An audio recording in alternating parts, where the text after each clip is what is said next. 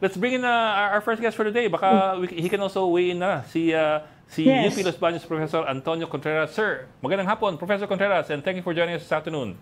Hi, Professor. Magandang hapon. Thank you for having me. Ang dami sir nasa plato natin ngayon. Ang dami nasa lamesa.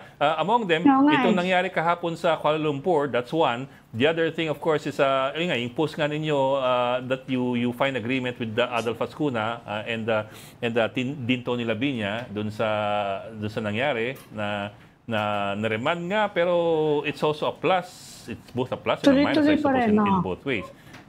And one more. I also want to throw in one more on the table. Unahan ko na kayo. One more on the table.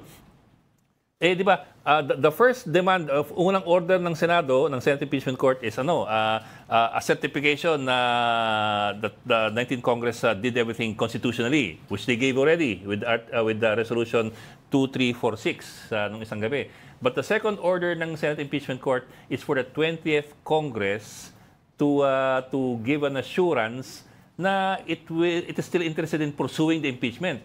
Actually, the question there is, what if the 20th Congress says, no, we're not? Well, actually, ito yung sinasabi ko na akala siguro nitong mga pro-Duterte senators na kaisa sila. I think they did that because they thought they're going to delay the process. But on a deeper analysis, it's not going to delay because the timetable will not be postponed anyway. Kasi with or without the remand motion, talaga namang di na nila pwedeng aksyonan yung impeachment. Kasi Crossover talaga. alam mo, assuming na wala yung remand, meron pang 15 days kasi eh. Kasi 10 araw ang ibibigay kay Sara Duterte para sumagot. Plus 5 days para sa House Prosecution Panel. The 15 days na yon, assuming na i-exhaust nila yung maximum from the 11th plus 50, that's the 26th. The 4 na araw na lang, June 30 na. So wala namang nagbago. And then itong nangyari pa na ang unang condition nila is talagang kumbaga sa manin lang yun eh. Kasi kung titingnan mo sa jurisprudence, klaro naman, uso ngayon sabing I'm not a lawyer, di ba? Tayong tatlo po tayo hindi lawyer. Yun ang uso ngayon, I'm not a lawyer. Para bagang nakakahiya nang sabihin. Pero kung babasahin mo, malinaw ang Francisco ruling. Hindi dahil sa nag-file ka, nag-initiate na. Kailangan i-refer sa Justice Committee. Yung naunang tatlo hindi na na-refer. Naging moot, na-archive na siya kasi meron ng bagong final nung February 5 na 250 na nakapirma, and that was the strongest because doon wala nang referral. Ni-refer na sa Committee on the Whole, which is the entire House, and it's going to be the articles of impeachment na wala ng hearing. So, dito on solid ground. Anong na-achieve doon? Wala. Kasi sasabihin lang ng House, nag-comply kami. Yeah, Tukol naman doon sa sinasabi may ikalawang kondisyon na sa totoo lang impossible for the 19th Congress to comply with because the 20th Congress is still not there. Yes, sir. Yeah. But what it effectively commanded the process is that it should now go to the 20th Congress for the 20th Congress to act. Di ba? Parang na-assure na yung debate. Kaya nga si Tolentino, Crossover. kung titin mo, kahit majority floor leader si Tolentino, parang nanghina parang umupo na lang Wala na siya nagawa kasi naisahan. Parang yung motion, yung kanilang ruling na approve nila, inassure nila na magko-cross yung impeachment sa 20th Congress. And I have no doubt. Alalahanin natin, 215 na nakapirma. More than 80% ng 215 ay na-re-elect. Alam nga namang magbago isip nila. So they will just confirm that it's going to go. So, anong na-achieve ngayon ng motion na ito na kung titingnan mo ay unprecedented? Hindi. Sabi ni Adolfo Ascuna, highly irregular, highly new, pero pwede namang i-allow. Pero anong na-achieve niyan? Anong victory ang sinasabi nila? Hindi nila nabago ang clock. Ami, may tanong ko, pero go ahead. If you wanna throw in a question Yeah, yung tinatanong kanina yung pinag-uusapan namin kanina ni Ed, yung sa recusal ng mga, may basis ba yun? Kung sakasakali man na, pinag-aaralan pa naman ngayon ng mga House Prosecutor. Kung matitino, sakasakali lang na i-move nila yan, sa tingin mo may pag-asa yun? Can they be forced kumaga? alam mo, Ed and Ami, kung normal tong mga taong ito at merong prinsipyo, mag-recuse sila. Kasi alam naman natin na bilang huwes, ako nga nung nakaupo akong tanunood, Sabi ko mukhang naisa na naman si Bato dito, nakasuot na sila ng kanilang mga toga, di ba? Ibig sabihin, hindi na siya pwede mag-move to dismiss kasi judge na siya. Akala ko nga, nung tumayo siya to move to dismiss, I was expecting Chis Escudero to rule him out of order. Or even Risa and Coco Pimentel to rule him out of order. Ang ginawa nung dalawa, nag-manifest lang sila but they did not move. If I were there, I would have moved. I would have objected that it's out of order. Kasi he's already a judge. Now, eto ngayon, nandun ngayon si Robin Padilla at saka si Amy Marcos sa Kuala Lumpur, kasama nila yung defendant, yung accused, yung impeached. That itself is already another example of a clear conflict of interest. So, hindi naman kasi sinasabi natin sui generis, hindi naman sila obligado, hindi sila normal na huwes.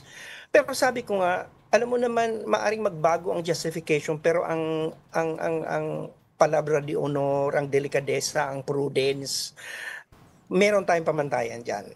Ang problema, normal lang ng mga tao ang pwedeng bigyan natin ng ganyang kondisyon. Sa ganitong mga sitwasyon, hindi lang naman ang sitwasyon ng hindi normal. Pati yung ibang mga tao na gumagalaw sa sitwasyong ito, parang hindi na rin normal. Pero sir, kung marami na shock dun sa pangyayari ng Tuesday night, dun sa, the move to dismiss and so on down the line, kung marami na shock doon, mas marami na shock kahapon doon sa napanood nila with Robin and Amy. Well, rightly or wrongly, marami na shock. But my question is this and this was our question kanina, kami dalaw ni Amy, na can anybody do anything about it? Kasi nga, di ba, recusal and inhibition basically are voluntary actions So what can people do? Manunod lang tayo. React naman well, the effect naman kasi of a recusal, it's optics. Kasi kapag naman, ang alalahanin natin wordings ng Constitution, dapat ay 16 ang boto na 4. So kahit na merong nag-recuse, 16 pa rin yun. So ibig sabihin niya, kahit mag-recuse si Amy at saka si Robin, o kaya kung sino man, 16 pa rin yun. So a recusal means a no vote. In effect, so it's still going to be a no vote. But it is going to, if they're going to recuse, they're going to recuperate their dignity, they're going to recuperate their honor. They're going to recover something that they will probably have to bear for the rest of their lives, of their political lives, and even beyond, which is basically the dishonor. Na imagine, judge ka tapos hindi ka na-prejudge mo na, hindi lang blatantly nag-move ka to dismiss and in fact you are the judge, but also you are even cavorting with them, gallivanting with them somewhere else openly, and so it's something that I think any citizen should demand these people to be accountable.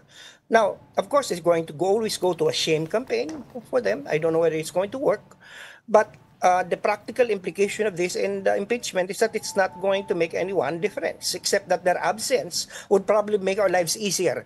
Yung urge mo na batuhin ng sapatos ang telebisyon ay mababawasan siguro dahil kakaunti na magsasabi ng ganon. Pero yung bang I was about to do that the last time I was watching, parang ganon. Parang yung mababawasan ka na stress, pero hindi naman sa bilang kasi kaya sila inaandon kasi sila wala. Mag-recuse man sila o hindi. That's true. Ang binibilang pa rin kung ilan yung mag-impeach, which is 16. Yeah. 16. I get what you mean. I understand what you mean. Pero sir, isn't it also possible na this can be seen as a signaling of sorts na they don't seem to care about optics and they're very confident that they have popular support? Well, regarding popular support, I don't think they're reading the people's polls very well. Tapos na pong eleksyon, tapos na yung election season.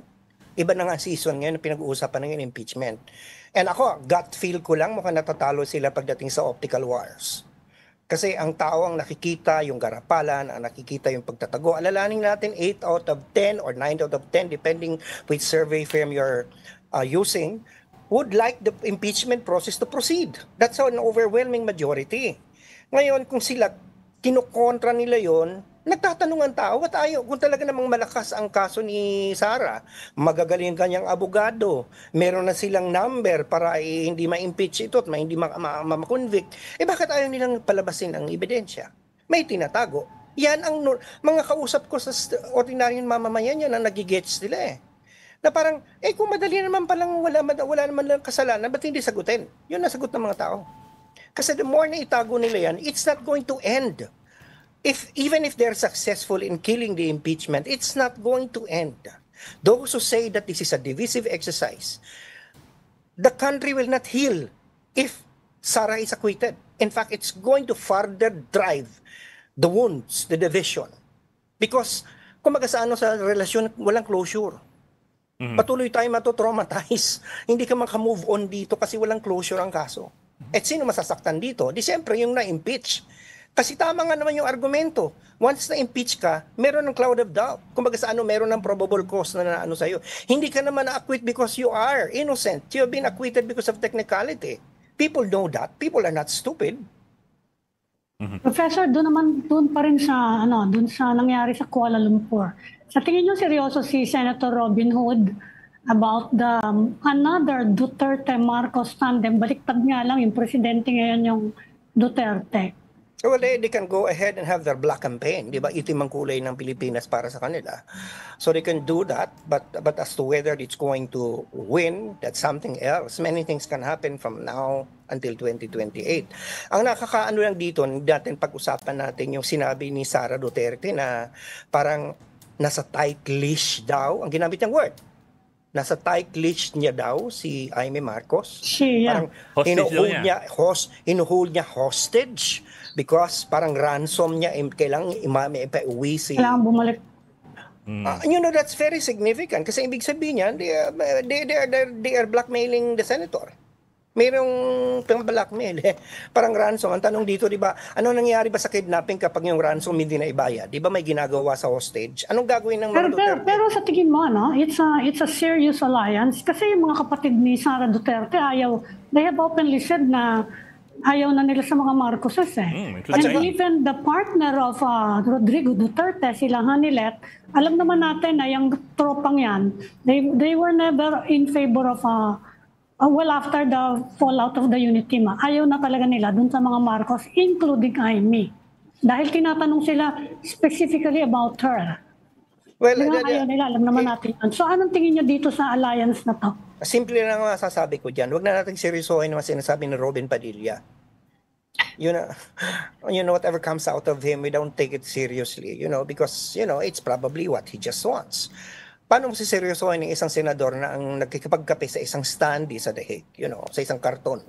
You don't simply take that seriously. I'd rather think of the 2028 as very fluid right now. We don't even know whether Sara will be able to run. I don't even know whether she will still be popular in 2028. Assuming that she's going to survive the impeachment, we don't know. There is always Bongo. There is always Bongo, a dark horse, making his own move. Very quiet, stealthily. At alam naman natin, hindi magkasundo si Bongo at si Sara Duterte. Kung hindi magkasundo ang mga Duterte at saka si Aimee, hindi rin magkasundo si Sara at saka si Bong. So, yan ang isa rin. At saka ang iba pang mga kapatid niya, hindi rin kasundo si Bongo. So, it's something that is in the equation. So it's something that we have to look into. Prof, balikan ko yung tanong ko kanina. The second order ng Senado for the 20th Congress to give an assurance that it will pursue the impeachment trial. Actually, may konting debate dun Was it an order to the 19th Congress to give an assurance that the 20th Congress will pursue it?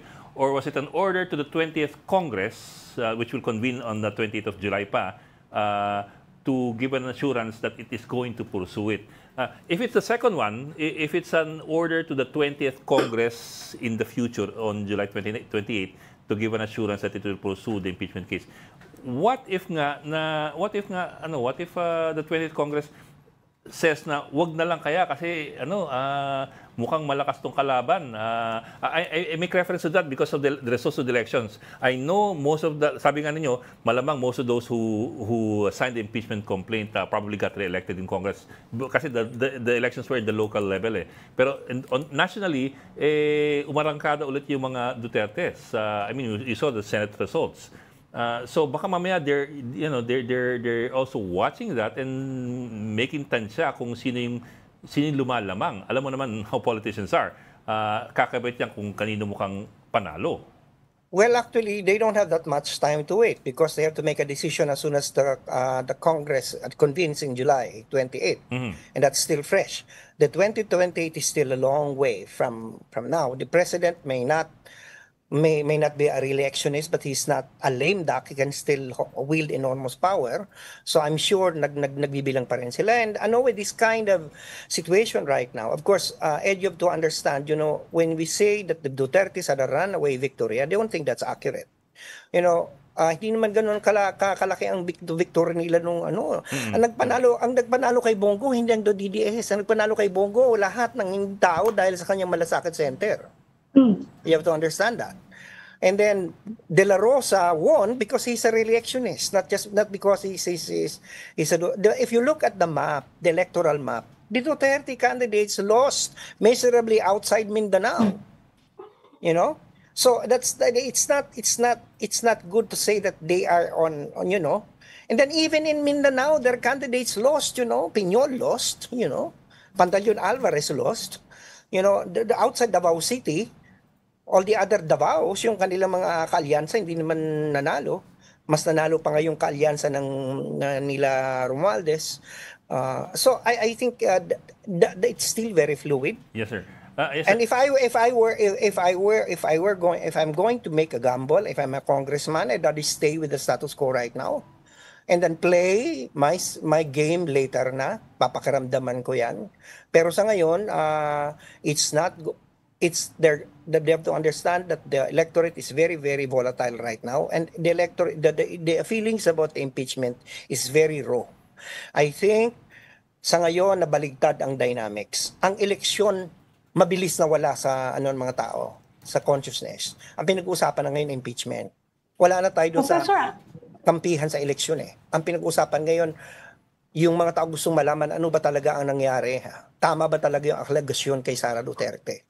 So yun ang gusto nila makita. And if you're going to countervail that, you are in the wrong side sa tingin ko sa ngayon. Professor, anong basa mo kay Amy? Kasi baka naman yung biro ni Robin Padilla sa Kuala Lumpur baka basehan naman doon sa mga biruan din nila doon. You think it might be possible na iniisip din, kasi iniisip ng mga tao bakit ang lapit si Amy Marcos sa mga Duterte. Because we all know na hindi naman siya, she was close to her brother, no? She used to be very close to her brother, advisor yan ng ano niya ng kapatid niya. Especially in 2022, she played a critical role. I think isa yan sa dahilan kung bakit nagkaganyan dahil hindi nasunod yung pinangako niya sa kabila. Pero sa tingin mo, ngayon, marami ang pwedeng ini-spin Yung isa, talaga nagkaroon sila ng hidwaan ng kapatid niya, nagtatampo, malalim ang galit, kaya talagang kumakampi para saktan ng pamilya. At hindi lamang yung kapatid na siguro ang nagsumakit sa kanya, kahit ang ang First Lady, si mga pinsans, gano'n. Ang isa naman na sinasabi ng iba, nagkukunwari sila kasi gusto nila magkaroon din ng insurance na kahit kung mayari man ang mga Duterte ang bumalik, at least merong Marcos doon sa kampo na yon. So these are things that are possible, but right now whatever Amy does, Amy is it's a miracle that she won, and I think the reason why she won is because the Ilocanos did not abandon her. The Ilocanos still voted for her. I think that's the key. Amy Marcos won not because of the Duterte votes, because he did not fare that well too in Mindanao. Amy Marcos won because he still topped Regions 1 and 2. So that's something, and with high margin. So yun ang nagpanalo sa kanya. So yun ang dapat isipin ni Manang Amy. Sa ngayon, kung siya ay magpupumilit na umalyado sa mga Duterte, mas masalimot yun. Baka nga mas madali pa sa kanya politically humingi ng tawad sa kapatid niya at mag-reconcile kaysa sa mag-create siya ng sarili niyang nest sa Duterte. Landscape sa Duterte. Mukhang mas maraming problema siya doon. Okay. Maraming salamat for joining us this afternoon, Professor Antonio Contreras ng UP Los Baños. Sir, always good to have you on board. Thank you.